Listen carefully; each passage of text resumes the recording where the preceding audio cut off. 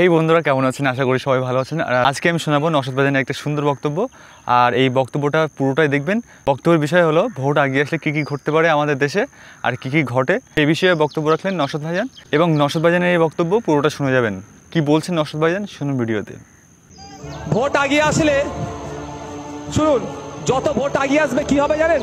Facebook হোয়াটসঅ্যাপে অনেক কিছু দেখতে পাবেন। কি একটা ছেলে গাল দেবে হযরত মুহাম্মদ সাল্লাল্লাহু আলাইহি ওয়াসাল্লামকে, একটা ছেলে গাল দেবে সরস্বতী ঠাকুরকে, একটা ছেলে গাল দেবে দাদা হুজুরকে, অন্য একটা ছেলে গাল দেবে কালী ঠাকুরকে। এই ধরনের হতে পারে। যত ভোট আগিয়ে আসবে এই ধরনের কীর্তিকলাপ চলবে। আর আপনি আমি ধার্মিক, পাপ্পুদা চেগে উঠবে, নওশাদ সিদ্দিকী চেগে উঠবে দাদা হুজুরকে গাল দিয়েছে, পাপ্পুদা বলবে কালী ঠাকুরকে গাল দিয়েছে। চলো দেখি তো ব্যাটার কত সাহস। পাপ্পুদা আসবে আমার পাড়াতে, আমি যাবো পাপ্পুদার পাড়াতে, দাঙ্গা লেগে যাবে। তাই তো এটা কারা চাইছে? রাজনৈতিক কারবারিরা।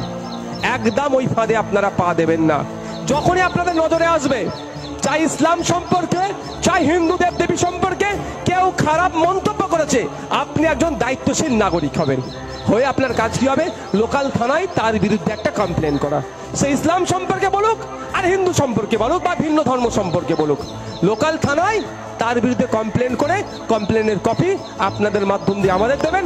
সেই কুলাঙ্গারকে, সে যদি ইসলাম ধর্মকে বলুক বা হিন্দু ধর্মকে বলুক, সেই কুলাঙ্গারকে আমরা কি করব? থানার মাধ্যমে, প্রয়োজনে কোর্টের মাধ্যমে তাকে আমরা জেলের ভাত খাওয়াবো। আমাদের মধ্যে সম্প্রীতি বিনষ্ট করার চেষ্টা তাকে আমরা সফল হতে দেব না। মাথায় থাকবে তো নাকি ভাই? সকলে ভালো থাকবে। শুনেছেন নওশাদ ভাইজান কি বলেছেন? আসলেই তাই, ভোট আগিয়ে আসলে এই ঘটনাগুলোই ঘটে। নওশাদ ভাইজানের বক্তব্য যদি ভালো লেগে থাকে তাহলে অবশ্যই লাইক কমেন্ট শেয়ার করবেন আর পাশে থাকবেন। ধন্যবাদ।